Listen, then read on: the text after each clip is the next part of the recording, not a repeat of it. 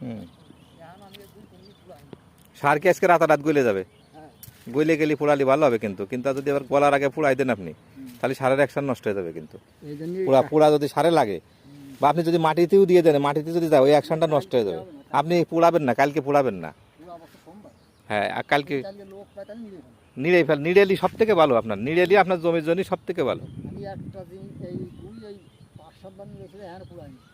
আপনি নিড়েবেন, আপনি পুড়াবেন না। পুড়ালি জমির ওই যে সারে যে সার দিচ্ছেন যদি পুড়াই দেন, আপনার সারের অ্যাকশনটা নষ্ট হয়ে যাবে।